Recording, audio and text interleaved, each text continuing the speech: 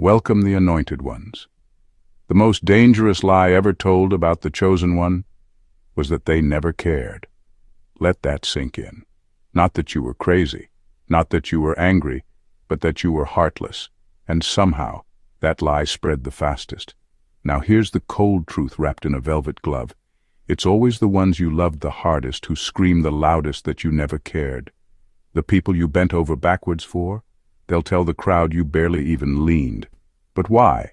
Because when the chosen one goes silent, it's not out of spite. It's because the final nerve was not just stepped on, it was trampled in steel-toed boots while smiling in your face. And here's a fact. According to psychology, people often demonize the ones they hurt, because it's easier to call you cold than admit they were cruel. So let's talk about it. Let's expose the gaslighting. Let's dismantle the lies. And let's be honest. If you were really heartless, half of these people wouldn't still be checking your social media, quoting your wisdom, or asking others if you still bring them up. You became the villain the moment you stopped bleeding for the ungrateful. And tonight, we're pulling the curtain back. Because it's time the world sees the truth.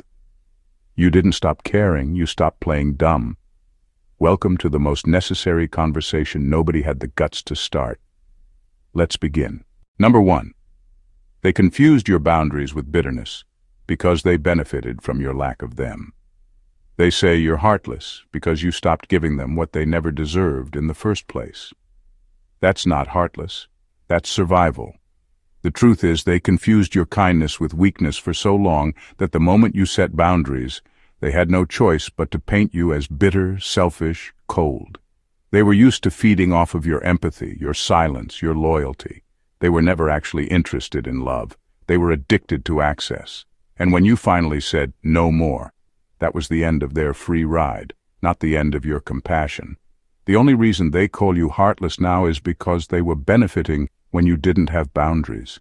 They loved the version of you that tolerated disrespect and called it patience.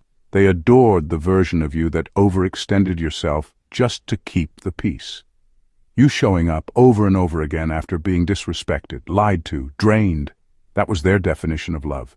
You abandoning yourself to keep them comfortable? That was their proof you cared. But the moment you said, I won't be drained to prove I'm good, the script flipped. Suddenly you're selfish. You're cold. You never cared. No, you just woke up. You saw the pattern. You realized that the people who said I love you also had a strange way of always leaving you empty. You were doing 95% of the emotional labor in relationships that were never mutual to begin with. You thought you were loving them, but you were really just keeping yourself small so they could feel big. So when they tell the world that you never cared, understand that's not a reflection of your heart. It's a reaction to losing control. You not catering to dysfunction anymore feels like cruelty to someone who relied on your self-betrayal. They say you turned cold, but they were just never prepared to deal with the version of you that has standards. What they're calling heartless is actually you finally having a limit. It's not anger. It's not bitterness. It's clarity. And people who have used you will always call your clarity cruelty. But deep down, they know the truth. You were never heartless. You just stopped being a fool. Number 2. You were the emotional parent to grown adults pretending they didn't need you. You weren't heartless. You were drained, emotionally bankrupt from being the caretaker, the fixer, the therapist, the emotional cushion for people who pretended they didn't need you, but constantly pulled on your energy like it was their birthright. You weren't just someone who cared. You became the emotional parent to grown adults who refused to take responsibility for their mess, but were always ready to hand you the broom. They wanted the benefits of your wisdom, your presence, your strength, but without ever acknowledging the pressure they put on you. You were their safe space, their crutch, their emergency contact in life. They'd call you when the world fell apart, lean on you when they had no one else, dump all their darkness onto you like you were some kind of spiritual landfill. And because you had a good heart, you carried it all.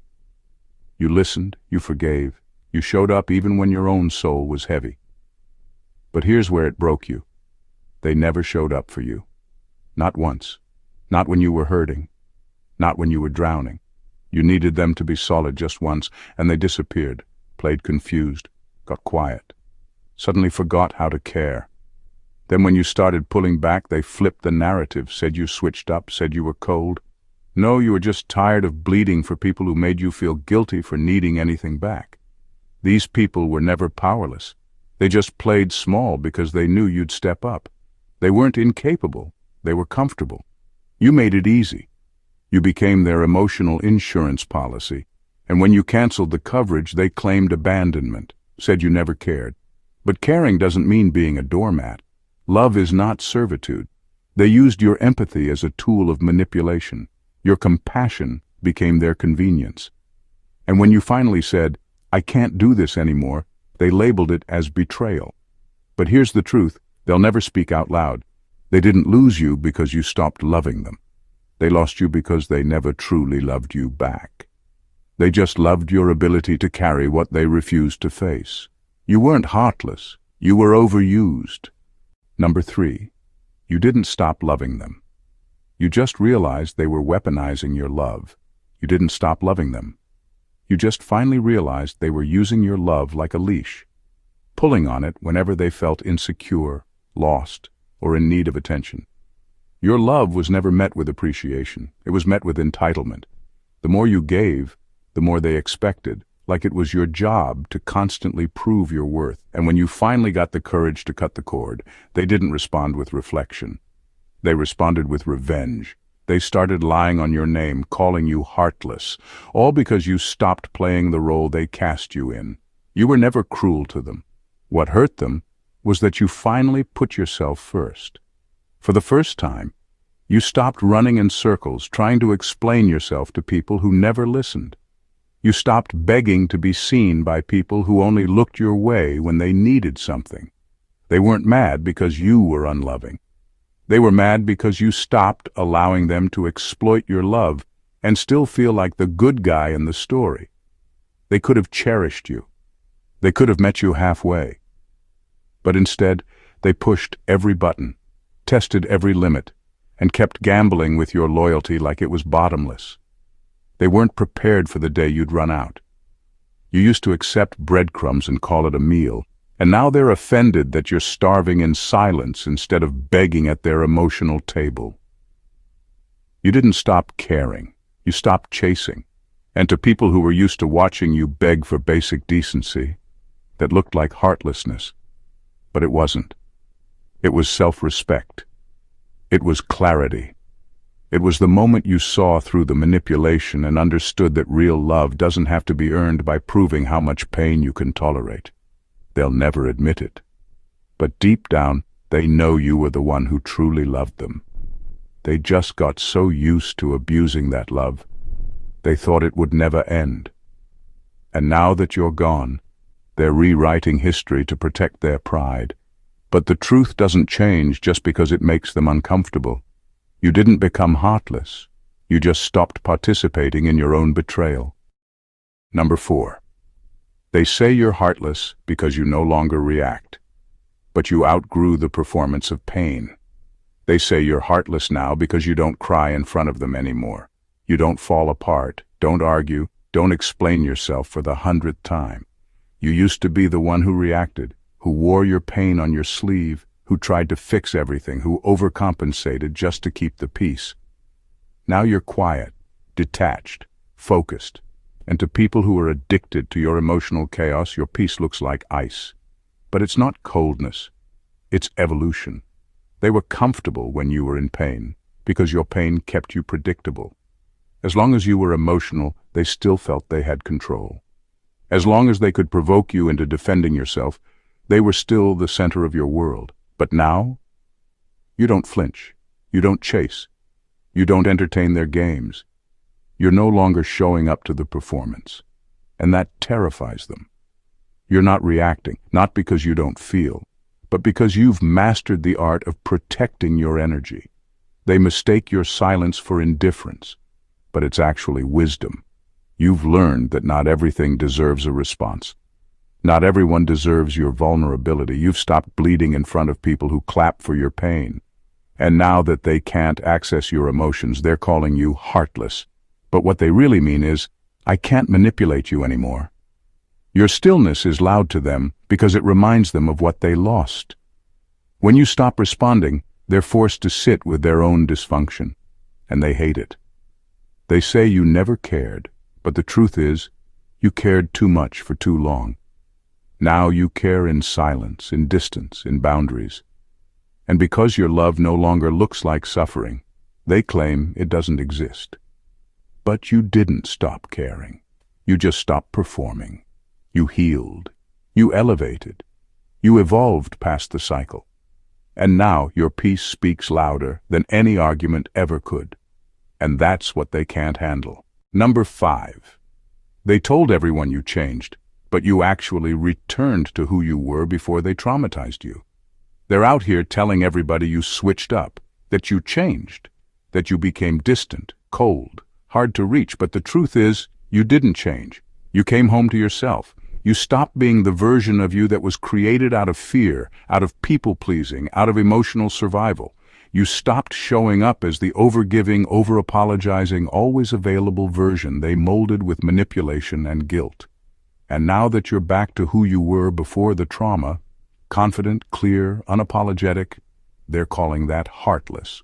But let's be honest, you were never meant to be that watered-down version of yourself. You just learned to shrink, to stay quiet, to tiptoe around other people's insecurities. You were conditioned to believe that love meant keeping the peace even if it cost you your voice. That loyalty meant betraying yourself so they could sleep better at night. You didn't choose to become emotionally exhausted. It was survival.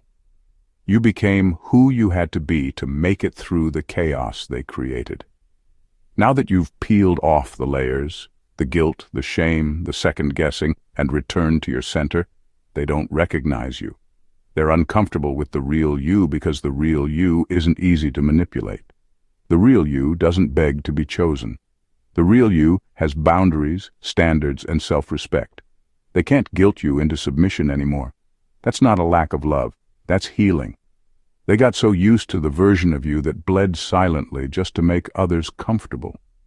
And now that you're not carrying their emotional baggage, they call you selfish. They call you changed. But the only thing that changed is your refusal to stay in a place that required your self-destruction. You didn't lose your heart. You reclaimed it. You didn't stop caring. You started caring about yourself, too. And if the real you feels threatening to people who benefited from the broken version of you, that's not your burden to carry. That's their loss and your liberation. Number 6. They needed you to be broken because your strength exposes their manipulation. They needed you to be broken because your strength exposes them. Your healing, your clarity, your refusal to play small, it's threatening to people who built their identity on your silence and your suffering. As long as you were down, they could pretend to be the hero. As long as you were doubting yourself, they could twist the story and play the victim. But once you stood up, once you stopped asking for permission to be whole, that's when the smear campaign began. They started calling you heartless, not because it's true, but because it's convenient. It flips the script. It makes them look like the one who was abandoned, mistreated, misunderstood. It allows them to wear your healing like an attack. They'll say you changed. They'll say you became cruel. But what really happened is this. You stopped being easy to manipulate. That's the part they don't say out loud. You see, they were never afraid of your love. They were afraid of your power. Your empathy is a gift, but it became a liability around people who used it as a tool to control you. They learned how to press your buttons, how to guilt-trip you, how to twist your emotions into knots so you'd stay stuck, second-guessing yourself while they drained you dry. But when you finally saw the game for what it was, when you refused to play anymore, that's when they lost their grip. So now they do what manipulators always do when they lose control. They attack your character. They weaponize your healing. They tell anyone who will listen that you're heartless, cold, unrecognizable. But listen closely. That's not your reflection. That's their fear talking. Fear of being exposed. Fear of being seen without their favorite mask on. Your growth forces them to face the version of themselves they worked so hard to hide. You were never the villain. You were just the one who finally said, "I'm done shrinking." And to someone who thrived in your brokenness, your strength feels like betrayal. But don't let that shake you. It's not a weakness to stop tolerating dysfunction. It's not cruelty to demand peace. It's not heartless to stop handing your light to people who only showed up to dim it. Number 7. They don't miss you. They miss the version of you that abandoned yourself to keep them comfortable. They don't miss you. They miss control over you. What they really long for is the version of you who constantly put their needs before your own. The version of you who said yes when you were exhausted, smiled when you were hurting, stayed quiet to avoid making them uncomfortable. That version of you made their life easier because it cost you everything. They don't actually miss the connection. They miss the convenience, the emotional access, the ability to text you at 2 a.m. and unload their problems without ever asking how you were doing. They miss how easy it was to cross your boundaries because they knew you'd hesitate to enforce them. They miss how your love showed up like a full-time job, around the clock, unconditional and unpaid. That's not love they're mourning. That's entitlement. When you detached, you didn't just go quiet. You broke a pattern. You flipped a switch in their carefully built power dynamic. For the first time, they had to deal with their own emotions without you managing them. They had to sit with their guilt, their loneliness, their consequences, and instead of taking accountability, they rewrote the story. Now, you're the cold one. Now you're heartless. Not because it's true, but because it's easier than admitting they were never really there for you in the first place. They didn't love you. They loved your compliance. They loved your ability to stretch, bend, and break just to keep the peace. And when you finally decided that self-respect mattered more than being nice, you became the villain in their version of events. But they're not haunted by your absence. They're haunted by the fact that you finally chose yourself. And they can't undo that. You didn't change. You remembered who you were before you were taught to put everyone else first. You stopped betraying yourself in the name of love. And anyone who calls that selfish was never loving you. They were using you.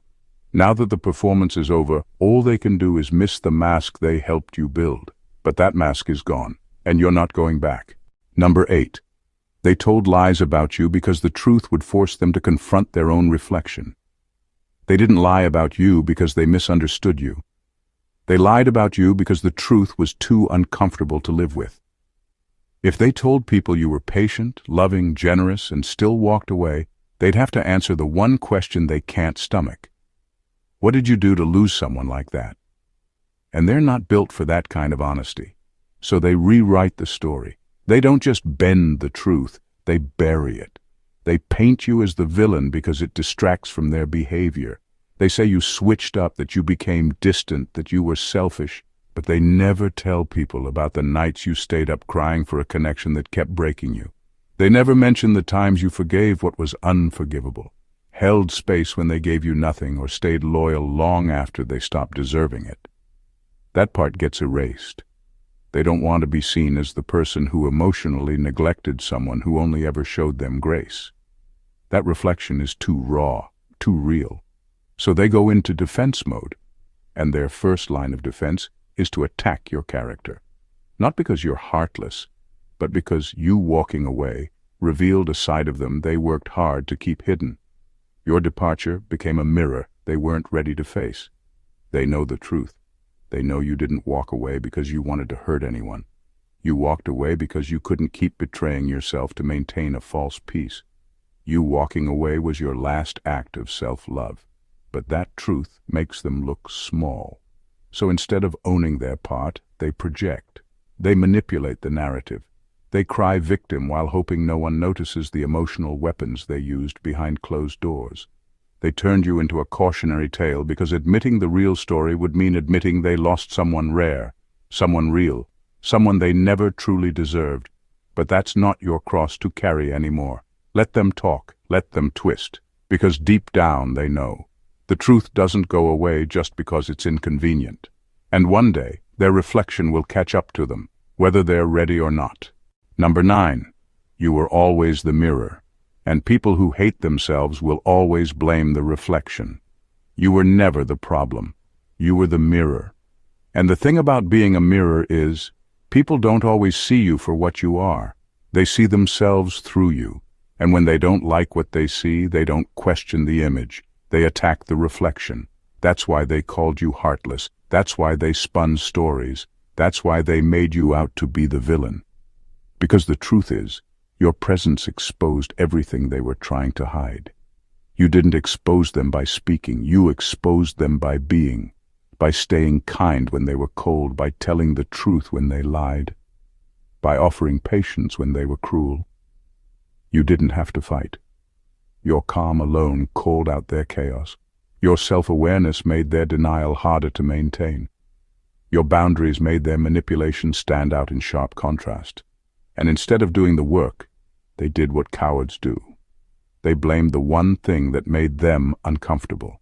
They wanted to be seen as good people without doing the inner work. But you wouldn't play along. You wouldn't pretend they were being honest when they were gaslighting. You wouldn't keep giving when they were only taking. You wouldn't shrink to make them feel tall. And because you refused to dim your light, they started calling your light arrogance. They couldn't handle how deeply your presence confronted their immaturity, so they labeled it judgment. They weren't trying to understand you. They were trying to silence their own shame.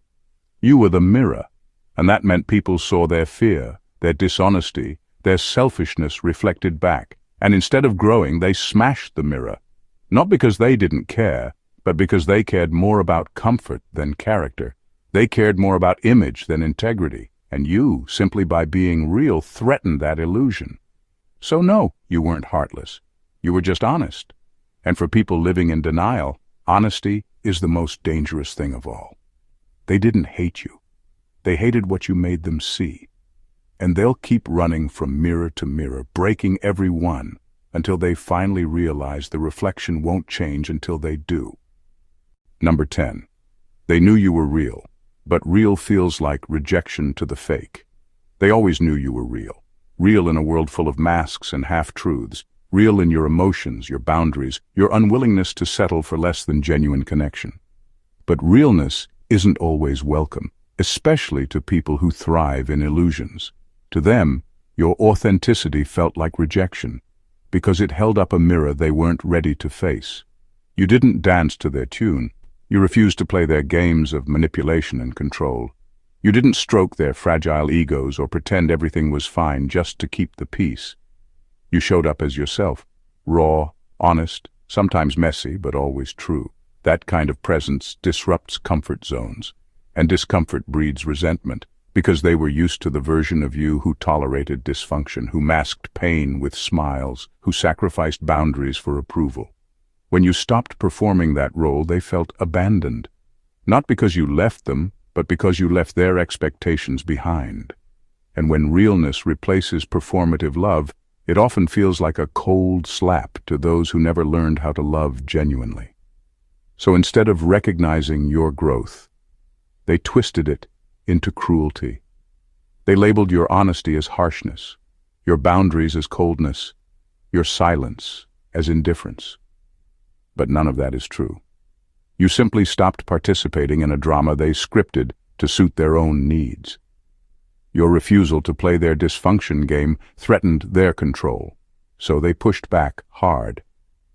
They called you heartless because admitting that your real self was too much to handle meant admitting their own fake facade. It's easier for them to accuse you than to confront their own brokenness. They needed you to stay just enough, not too much, not too real, so they could keep the illusion going. But you weren't made to be an actor in their play. You're the author rewriting your story on your own terms. And when realness meets fake, it always wins, even if it's uncomfortable in the moment, because real doesn't die, it grows, it heals, it sets free. Number 11, you weren't heartless. You were just operating in a realm where emotional intelligence was foreign. You weren't heartless. You were just speaking a language they never learned. Emotional intelligence isn't about how loud you yell or how much drama you create. It's about clarity, honesty, and intention. You showed up with all of that, and it made them uncomfortable because they didn't know how to respond. They labeled you too much or too intense, not because you were, but because your depth highlighted their own emotional immaturity. When you communicate with real feeling and hold yourself accountable, it can feel overwhelming to people used to surface-level interactions and emotional games. They're used to the chaos, the confusion, the manipulations that blur the lines so they don't have to face uncomfortable truths. But you brought precision to the conversation. You didn't beat around the bush or hide behind excuses. That kind of emotional clarity is rare, and it's threatening. They don't fear your heartlessness. They fear your heartfulness, the kind that demands respect, honesty, and boundaries. Because your emotional depth shines a spotlight on their shallowness, their avoidance, their unwillingness to grow. When people can't keep up with your level, their first defense is to mock it, diminish it, and call it cruelty. It's easier for them to say you're heartless than to admit they don't understand you. Easier to push you away than to confront their own emotional limitations. But you weren't cold or uncaring. You were just operating on a frequency they couldn't tune into. One where emotions aren't weapons or games, but tools for connection and healing. That disconnect isn't your fault. It's simply a reflection of how far you've come, and how much further they still need to go. You brought emotional intelligence to a place where it was foreign, and that made you a target. But remember, it's always better to be too much for some than to be nothing at all. Your emotional depth isn't a flaw, it's your power. Number 12. They forgot. The heartless don't cry themselves to sleep after setting boundaries. They forgot something important. The so-called heartless don't lie awake at night questioning every word, every decision, every boundary they set. They don't weep themselves to sleep, wondering if they could have done better or been softer. That's not heartlessness. That's the reality of someone who's been emotionally abused, who's been torn apart by guilt and confusion, and yet kept going anyway. You cried, you hurt. You second-guessed yourself more times than you can count. You replayed conversations, analyzed every look, and wondered if maybe, just maybe, you were the problem. That's not weakness. That's survival. It's the heavy, painful weight carried by anyone who's had to protect their heart in a world that keeps trying to break it. But somewhere along the line, you decided you'd had enough. You stopped apologizing for the scars, for the boundaries, for the self-respect that felt foreign and scary. And suddenly the people who once thrived on your confusion started calling your strength pride, twisting your healing into arrogance. But this isn't pride. It's post-traumatic clarity. It's the wisdom that only comes from living through pain and refusing to let it define you. You're not heartless, you're healed. Not because the pain vanished, but because you learned how to carry it without losing yourself.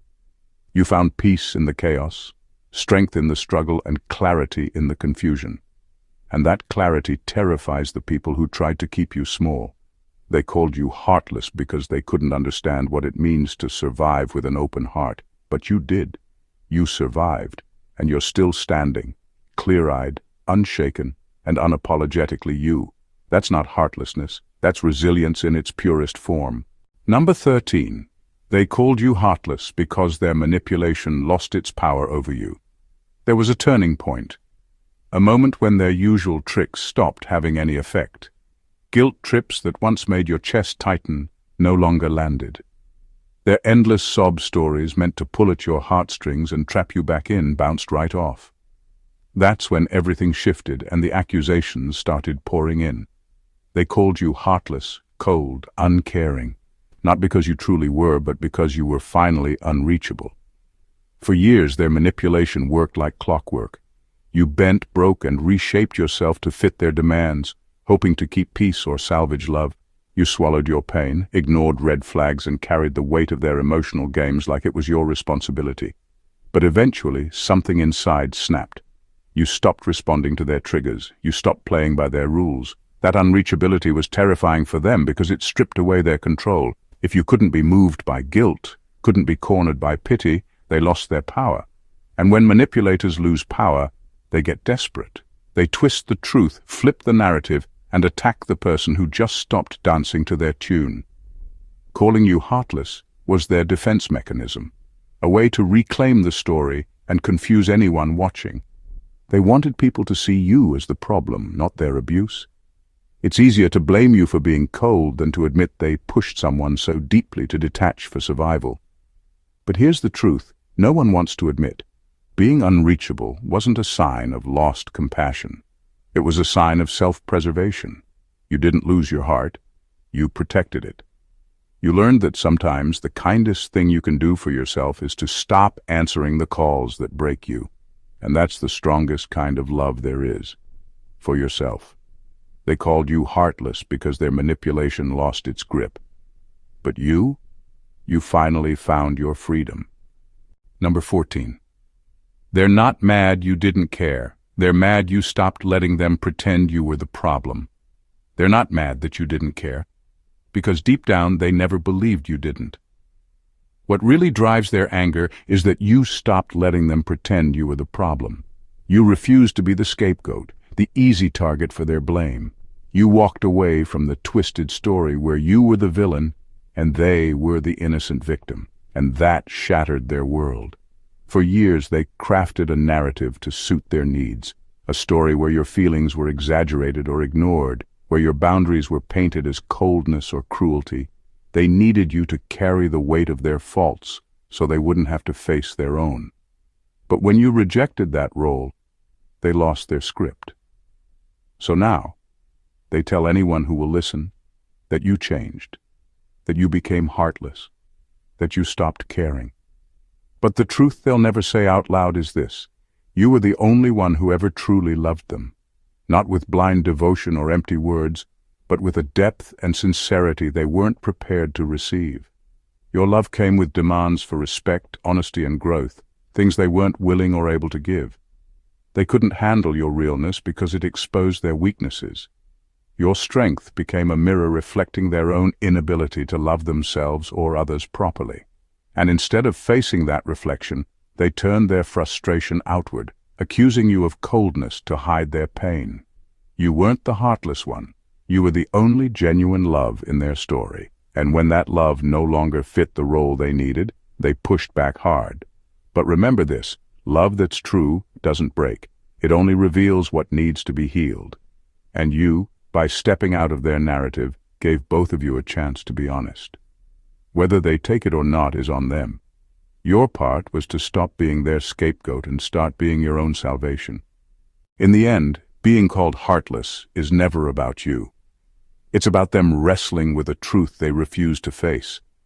It's about their fear of losing control, their inability to accept that the person they tried to manipulate, break, or bend has risen beyond their grasp. What they label as coldness is actually your armor forged in fire, your peace won through battles they couldn't see. It's the clarity born from pain, the strength shaped by survival, and the wisdom gained from choosing yourself over their stories. You didn't become heartless, you became whole. Their accusations are a mirror reflecting their own brokenness and denial. When they say you don't care, what they're really saying is they can no longer hold you hostage with guilt, fear, or false narratives. Your stillness, your boundaries, your refusal to perform the roles they scripted, these things terrify them because they strip away the power games they've played for so long. They needed you to be fragile, to stay trapped in cycles of confusion and self-doubt, but you chose freedom instead. You chose to stop apologizing for surviving. You chose to reject the lie that your growth is cruelty. You chose to honor the original, authentic you, the one before trauma tried to rewrite your story. And in doing so, you became not the heartless villain in their tale, but the courageous author of your own life, the one who looks at their reflection without flinching, who holds their pain without shame, and who refuses to dim their light for anyone else's comfort. So let their words wash over you like noise that no longer matters. Your heart beats with the truth they can't handle. Your compassion is not weakness, but the fiercest kind of strength, and your peace is a declaration. You survived, you healed, and you're here, unapologetically real, undeniably powerful, and forever whole. That's not heartlessness, That's the triumph of the human spirit, your spirit, shining brighter than ever before. If this message resonated with you, don't forget to subscribe to the channel for more real, unfiltered truths that cut through the noise. Like this video if it hit home, and drop a comment below. Your story matters, and I want to hear from you. Share this with anyone who needs to hear it today. Together, we're building a community where honesty and healing take center stage. Stay strong, stay real, and I'll see you in the next one. God bless you.